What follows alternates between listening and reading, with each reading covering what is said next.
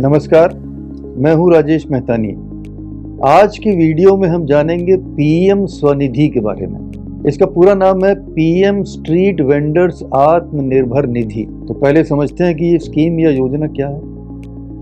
यह एक केंद्रीय क्षेत्र की योजना है जो लॉकडाउन में ढील देने के बाद पथ विक्रेताओं अर्थात वेंडर्स को अपनी आजीविका और रोजगार दोबारा शुरू करने के लिए किफ़ायती दर पर काम करने लायक पूंजीगत ऋण प्राप्त करने की सुविधा प्रदान करती है। इसका उद्देश्य कम ब्याज दर पर 10,000 रुपए तक के कार्य करने लायक पूंजीगत ऋण की सुविधा प्रदान करना, ऋण की नियमित अदायगी को प्रोत्साहित करना कि टाइमली वो अपना ईएमआई दें, और डिजिटल लेन देन को पुरस्कृत करना। देखिए, डिजिटल ट्रांजैक्शन को प्रोत्साहित करना ये बहुत ही इम्पोर्टेंट और महत्वपूर्ण विषय है।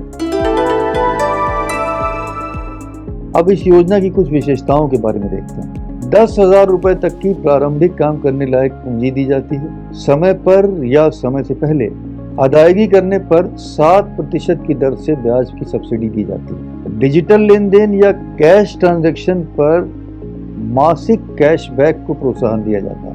प्रथम ऋण के समय पर अदायगी पर अधिक ऋण की पात्रता होती है। अगर आप टाइमली ऋण चुका देते हैं, जो पहला ऋण लिया था, तो फिर पात्रता अधिक ऋण की बन जाती है। जो पहले 10,000 रुपए तक की थी वो और अधिक की हो जाती है। अब देखते हैं कि इसमें लाभार्थी कौन हो सकता है। शहरों में फेरी लगाने वाले पथ विक्रेता या जिनको हम स्ट्रीट वेंडर्स कहते हैं, जिनमें शहरी इलाकों के आसपास और ग्रामीण क्षेत्रों से आए विक्रेता भी शामिल हैं।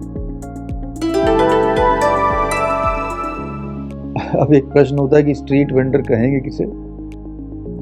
कोई भी ऐसा व्यक्ति जो रोजमर्रा के सामान या सेवाएं या चीजें, खाद्य सामग्री अथवा किसी अस्थायी रूप से बने हुए स्टॉल से या फिर गली गली में घूमकर फुटपाथ या रास्ते पर अपनी सेवाएं प्रदान करता हो, उसको हम कहेंगे ये स्ट्रीट वेंडर।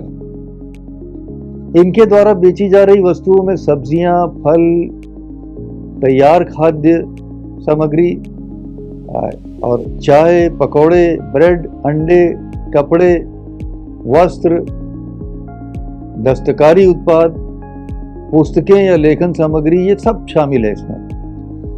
और उनकी सेवाओं में नाई की दुकान, मोची, पान की दुकान, लॉन्ड्री सेवाएं, ये भी शामिल है। अब एक प्रश्न होता है कि ऋण कौन सी संस्थाएं उपलब्ध कराएंगी? तो ये कई संस्थाएं उपलब्ध करा सकती हैं, जैसे scheduled commercial banks, regional rural banks, small finance banks, cooperative banks, non banking financial companies या फिर माइक्रो फाइनेंशियल इंस्टीट्यूशंस, ये सब करा सकते हैं। ब्याज की सब्सिडी की दर क्या होगी, राशि क्या होगी, आइए देखते हैं। ब्याज सब्सिडी की दर 7% है, 7%। सब्सिडी की राशि सीधे वेंडर के खाते में त्रैमासिक आधार पर जमा की जाएगी, क्वार्टरली बेसिस पर, हर तीसरे महीने। समय से पूर्व भुगतान करने पर सब्सिडी की स्वीकार धनराशि एक बार में जमा कर दी जाएगी।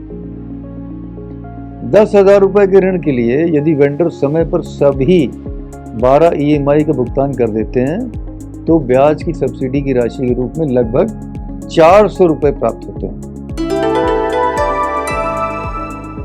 अब एक प्रश्न करते हैं कई लोग कि क्या कोई कोलेटरल देना पड़ेगा, अर्थात कोई सुरक्षा के लिए कोई गारंटी, कोई चीज़ गिरवी रखनी पड़ेगी, कुछ प्लेज करना पड़ेगा क्या? नहीं, ऐसा नहीं, बिल्कुल नहीं है। कोई कोलेटरल देने की आवश्यकता नहीं है।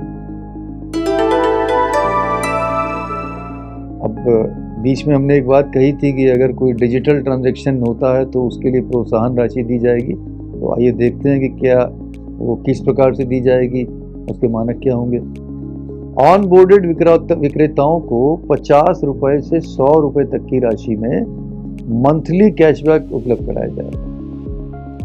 पहले 50 एलिजिबल ट्रांजैक्शंस होंगे, उस पर 50 रुपए, अगले 50 एलिजिबल ट्रांजैक्शंस पर एक्स्ट्रा 50 रुपए और फिर अगले 100 एलिजिबल ट्रांजैक्शंस पर फिर एक्स्ट्रा 25 रुपए प्रोत्साहन राशि के रूप में दिया जाएगा।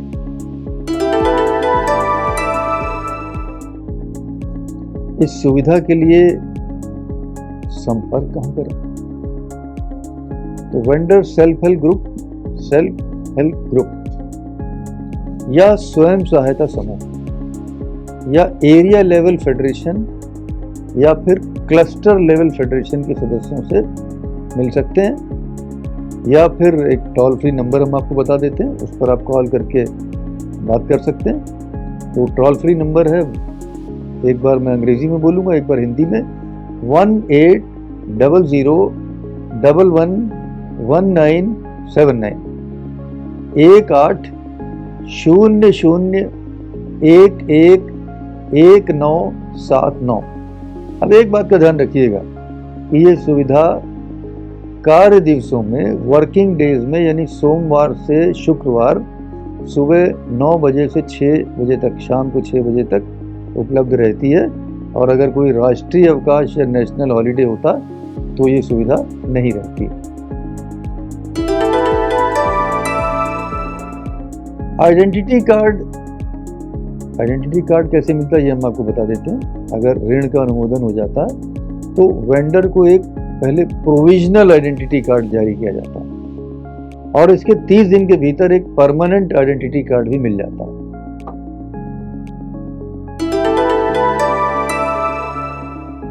अब एक प्रश्न है कि कौन कौन से अभिलेख देने होंगे। कोई कठिन बात नहीं है, सिंपल चीजें मैं बता देता हूं।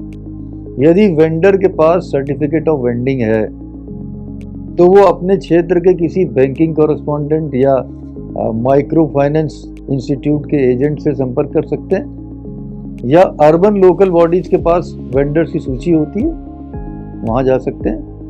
वो आपका आवेदन भरने में और मोबाइल ऐप में या वेब पोर्टल में दस्तावेज अपलोड करने में आपकी मदद भी करेंगे। यदि वेंडर के पास आइडेंटिटी कार्ड या सर्टिफिकेट ऑफ वेंडिंग नहीं है, ऐसा भी तो हो सकता है ना कि उनके पास ना तो आई कार्ड है और ना सर्टिफिकेट ऑफ वेंडिंग है, तो घबराने की जरूरत नहीं है, बिल्कुल परेशान नहीं होना आपको। अगर ये नहीं है तो भी वेंडर इस सुविधा का लाभ उठा सकते हैं। वेंडर को पोर्टल के माध्यम से एक प्रोविजनल सर्टिफिकेट ऑफ वेंडिंग जारी कर दिया जाएगा। पोर्टल का नाम है PM स्वनिधि, स्पेलिंग बोल दूं, PMSVANIDHI.MOHUA.gov.in, ये पोर्टल का नाम है। और यहीं पे आप ऑनलाइन आवेदन भी कर सकते हैं। KYC में कौन से डॉक्यूमेंट लगेंगे आइए देख लेते हैं। देखिए 3 डॉक्यूमेंट तो मैंडेटरी यानी अनिवार्य हैं और 2 ऑप्शनल हैं यानी वैकल्पिक। पहले अनिवार्य वाले बता देता हूँ कि आपके पास सर्टिफिकेट ऑफ वेंडिंग हो, और अगर ये नहीं है तो लेटर ऑफ रिकमेंडेशन, आधार ये अनिवार्य है और वोटर आई कार्ड अनिवार्य है। ये 3 चीजें तो अनिवार्य है। इसके अलावा पैन और मनरेगा कार्ड, तो KYC के लिए ये डॉक्यूमेंट्स चाहिए होते हैं। यदि आप वेंडर हैं तो निश्चित रूप से ये जो सूचना हमने आपको दी है, ये इंफॉर्मेशन आपके लिए लाभदायक होगी। और अगर आप वेंडर नहीं हैं लेकिन आप कुछ वेंडर्स को जानते हैं तो आप उनकी मदद कर सकते हैं, आपको मदद करनी चाहिए। कुछ लोग आपके घर पे सामान देने आते होंगे, कोई फल बेचने वाले, सब्जी के लिए, ब्रेड के लिए वेंडर्स आते होंगे ना आपके घर पे, वो भी एक आपके परिवार के सदस्य हो जाते हैं, रोज आपके पास आते हैं, तो उनकी हेल्प करिए कि वो इस सुविधा का लाभ उठा सकें। बेहतर होगा कि ये आप वीडियो उनको फॉरवर्ड कर दें ताकि अगर वो 2-3 बार इसको देख सकते हैं और इसका लाभ उठा सकते हैं। आशा है ये चर्चा आपको उपयोगी लगी होगी। अगर उपयोगी लगी है तो इसे लाइक अवश्य करिएगा, और अगर आप चैनल पर नए हैं तो इसे सब्सक्राइब करना मत भूलिएगा और अपने मित्रों से इस वीडियो को अधिक से अधिक शेयर अवश्य करिएगा ताकि ये बातें अधिक से अधिक लोगों तक जाएं। आज यहीं रुकेंगे, बहुत जल्द एक नए विषय पर चर्चा के लिए हम उपस्थित होंगे। तब तक के लिए आपसे अनुमति चाहेंगे। नमस्कार।